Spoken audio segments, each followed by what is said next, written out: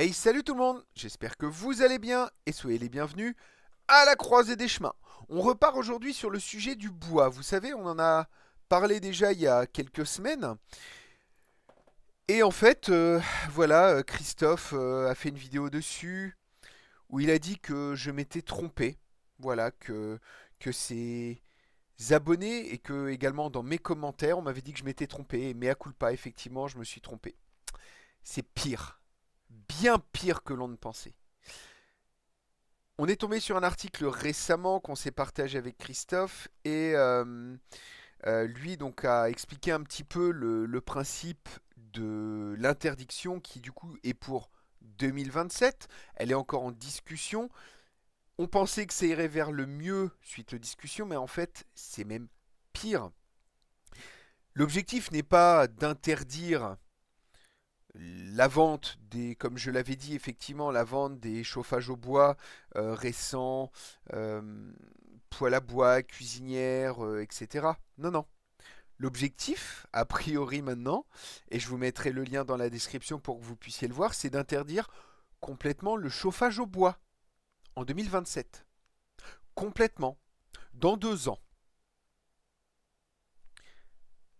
Oui, visiblement, la priorité écologique de notre époque, c'est d'empêcher mamie de se mettre une bûche dans la cheminée. Alors, aucun jeu de mots, hein. C'est littéralement ça, c'est-à-dire que beaucoup de personnes apprécient la chaleur du bois le soir. Et donc du coup, on a eu, sous la première vidéo que j'ai faite, mais aussi récemment, une ribambelle d'arguments plus absurdes les uns que les autres, qu'on nous sert pour défendre cette aberration qu'est l'interdiction. Et donc je vais vous faire un petit top 10 de ce que j'ai pu voir dans les commentaires, de ce que j'ai pu voir dans les articles. Vous allez voir, c'est du lourd. Argument numéro 10, et on va faire crescendo jusqu'au clou du spectacle. Le bois, c'est l'empoisonneur au monoxyde de carbone. Car oui, chers amis, près de 3 à 4 000 personnes s'intoxifient au monoxyde de carbone en France chaque année. Ce qui cause 100 décès par an. C'est énorme! 100 décès par an. Est-ce que vous vous rendez compte? 100! Le tabac, on continue de l'autoriser, il n'y a pas de problème. Mais 100 décès au monoxyde, vite interdisons, vite la cheminée, pour éviter à 100 personnes de mourir de monoxyde de carbone. On continue la clope, l'alcool, tout. Ouais, non, ça va. Ok, pas de problème. Par contre, petite précision sur cet argument complètement fallacieux. L'essentiel des intoxications au monoxyde de carbone proviennent de chaudières gaz mal entretenues, d'appareils électriques vétustes ou de groupes électrogènes utilisés en intérieur. Ah mais non, surtout pas toucher au gaz ou à ces choses-là. Non, non, non, non, non, non, non, ou au carburant qui rapporte plein de taxes et qu'on met dans le groupe électrogène, qui ne sera d'ailleurs pas interdit. Non, non, il faut taper sur le chauffage au bois. Putain d'hypocrite. Et il y en a qui me l'ont dit en plus dans les commentaires. Ça m'a fait assez rigoler. J'ai quand même été chercher les infos, hein. Voilà. Donc vous êtes prévenus, ça c'est un faux argument. Le bois, premier responsable des particules fines. Oui, monsieur. Le bois émet apparemment 40% des particules fines. Déjà, c'est en hiver. Donc c'est-à-dire que lissé sur l'année, c'est beaucoup moins. En réalité, cette pollution sur l'année tombe aux environs de 15 à 20% en moyenne annuelle, derrière le transport, l'industrie, l'agriculture intensive qui, eux, polluent H24 toute l'année. Mais bizarrement, ceux-là, on ne les interdit pas. Sachant aussi que on compte 40% dans les zones où il y a le plus besoin. Quand on va dans le sud, qui vous disent que eux, ils chauffent 2, 3 mois maximum par an, c'est encore moins. Donc là, mon calcul, c'est plutôt pour des zones comme la mienne, où il fait un petit peu plus frais. Donc il y a une hypocrisie autour de ça, mais comme d'habitude, les statistiques, c'est comme les trous du cul, tout le monde en a, et on a tous une manière différente de l'utiliser. Huitième argument fallacieux, on détruit nos forêts pour pouvoir chauffer. Eh ben non, Eh ben non, encore une idée reçue bien stupide. En France, les forêts sont en expansion continue depuis un siècle et demi, grâce notamment à une gestion raisonnée des forêts pour l'approvisionnement en bois. Supprimer le chauffage au bois reviendrait simplement à laisser nos forêts à l'abandon, avec pour conséquence une augmentation directe des incendies. Bravo l'écologie, le progrès écologique. Et oui, qui dit plus d'incendies dit également plus d'émissions de particules fines. Oh, c'est ballot quand même, hein. Argument numéro 7. Impossible de contrôler la provenance du bois. Du coup, bah on l'interdit. Ah ouais, il est fort cet argument. Parce que, puisqu'on ne peut pas contrôler chaque stère de bois qui brûle dans chaque foyer, on préfère l'interdire purement et simplement. En suivant cette logique absurde, autant interdire aussi la culture des tomates au jardin. Hein, on ne contrôle pas d'où viennent les graines. Ou le vélo, parce qu'on ne peut pas vérifier où vous avez roulé. L'argument est parfait, c'est juste en fait, ils veulent nous interdire l'autonomie. Je l'avais déjà dit dans d'autres vidéos.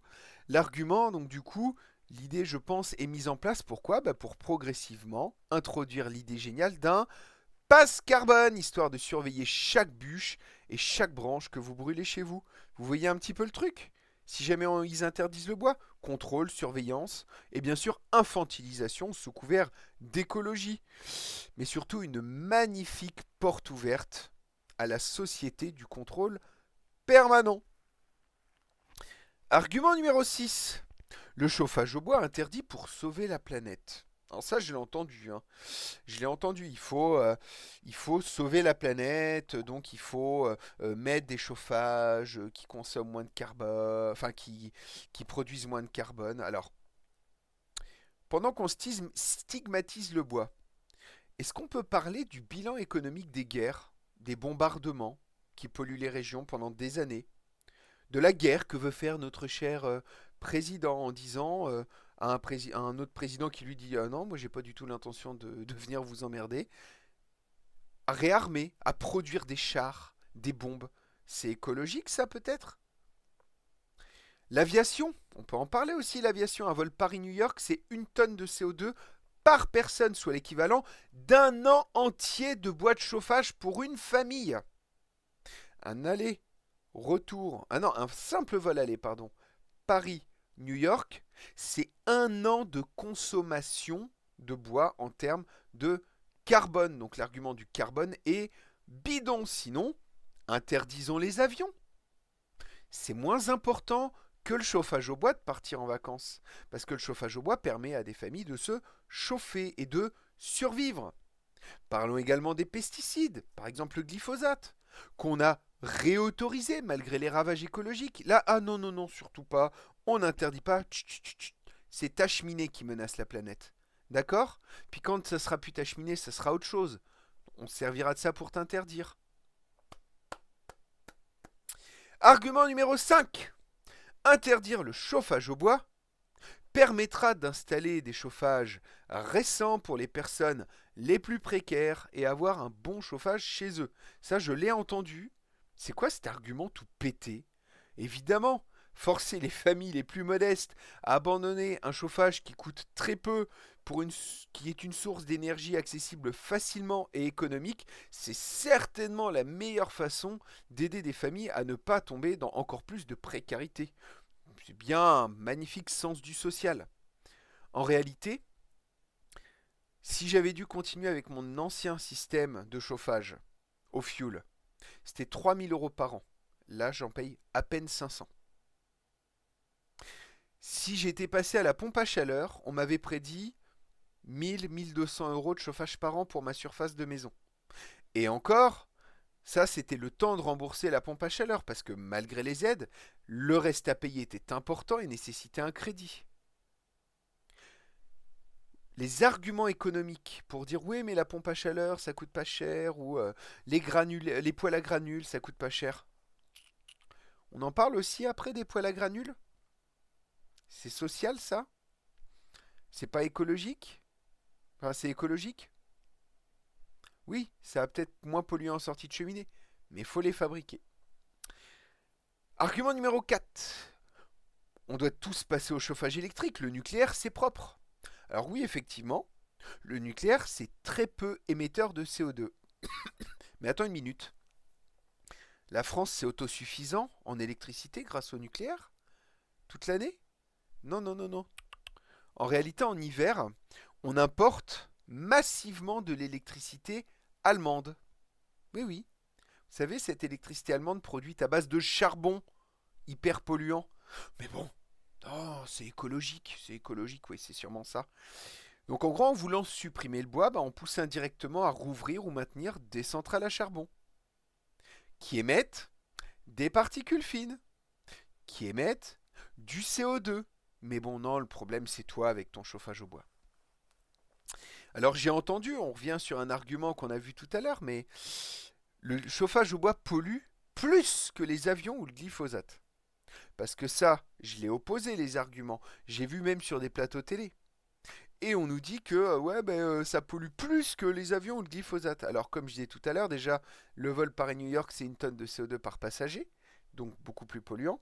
Le transport maritime, c'est 3% des émissions mondiales, avec des cargos aussi polluants que des millions de voitures. Mais le problème, c'est à cheminer. Et les chers pesticides, là, comme le glyphosate, toujours aucune interdiction. On contamine l'eau, on contamine le sol. Il y a des millions de personnes à travers le monde qui chopent des cancers à cause de ces saloperies. Et le problème, c'est que les particules fines émises quelques mois par an par mon poêle à bois. On nous dit aussi que, très régulièrement, que le bois est une énergie du passé. Eh ben non, pas du tout. Le bois est une énergie renouvelable, abondante, locale, largement encouragée par des pays écologiquement bien plus avancés que la France, comme la Suède, la Norvège. Mais en France, on préfère dépendre du charbon et du gaz importés. D'ailleurs, les centrales nucléaires sont vieillissantes. Est-ce que vous avez entendu là que le PR de Flamanville, depuis qu'ils l'ont mis en service, il est régulièrement arrêté? Près des trois quarts du temps, il est arrêté. Donc, on va supprimer un mode de chauffage qui nous permettrait, si c'était bien géré, de rester sur quelque chose de durable. On me dit également que les nouvelles technologies vont tout régler. Les pompes à chaleur, par exemple, la géothermie, par exemple, eh ben c'est très coûteux, c'est fragile, c'est dépendant d'une électricité dont la production n'est pas garantie en hiver, une électricité qui d'ailleurs va augmenter de 19% dès le début de l'année prochaine. C'est pas moi qui le dis, c'est l'UFC Que Choisir, les associations de consommateurs. Alors en attendant un miracle technologique, et si vous n'avez plus votre petite poêle à bois ou cuisinière à bois, bah, vous aurez plus qu'à mettre des gros pulls en espérant que ça suffise à passer l'hiver congelés comme des pingouins. On m'a également dit qu'il y a plein de systèmes de chauffage et que c'était finalement pas si nécessaire que ça. Et bien sûr, hein, on a tous un salaire ministériel à mettre, comme des millions de Français d'ailleurs, dans un chauffage qui coûte 15-20 000 balles à l'installation. Moi, j'ai essayé de mettre à un moment dans mon ancienne maison une pompe à chaleur. Je pouvais pas.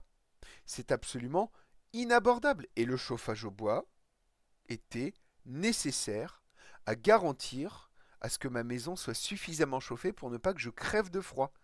Donc quand on me dit que le chauffage au bois, on peut faire sans, il y a plein d'autres systèmes, ben non, on peut pas en fait.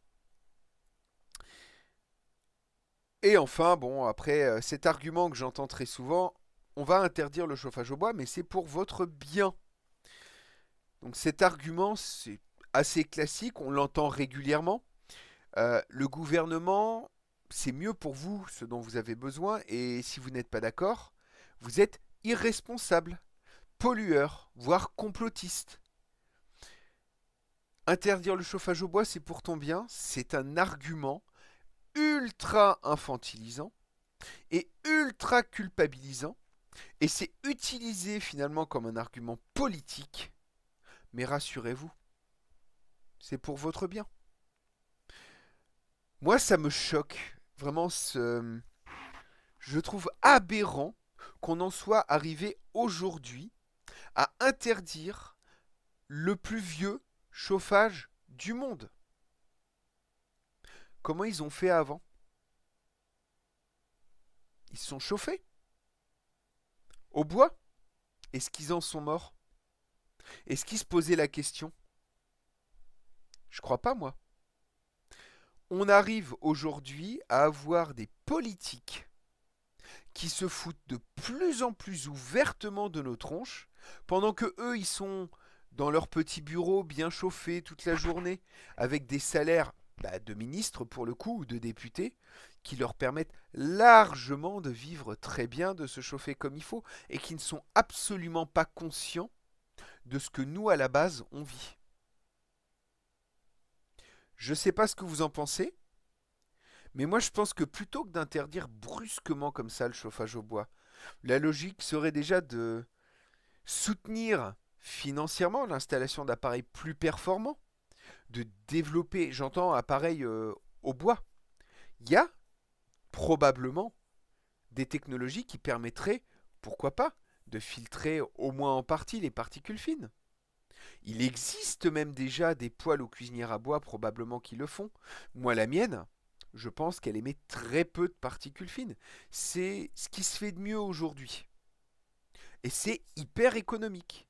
Mais on ne contrôle pas le bois. Je pense également que ça permettrait de développer une filière bois durable et locale, créer de l'emploi pour entretenir ce qu'on aura planté, le couper, le transporter. Et l'avantage du local, c'est que ça n'aura pas à venir de je ne sais quel pays, qu'on aura dépouillé de ses ressources. Le chauffage au bois, je pense que dans les années qui viennent, si vraiment ça va jusque-là, ce sera un de mes grands combats. Parce que j'ai vu trop de familles en difficulté n'avoir que le chauffage au bois pour se chauffer. Et pour ma part, moi ce que je souhaite, c'est faire en sorte que ça devienne le chauffage principal. N'hésitez pas à me dire ce que vous en pensez dans les commentaires. Pensez à vous abonner, liker, partager et à vous abonner. Abonnez-vous, on sera de plus en plus nombreux. Et si on est de plus en plus nombreux, on sera de plus en plus fort pour lutter contre cette bêtise qui est en train de s'instaurer. Moi, en attendant, je retourne mettre une bûche dans la cheminée. Portez-vous bien et à très bientôt à la croisée des chemins. Salut tout le monde.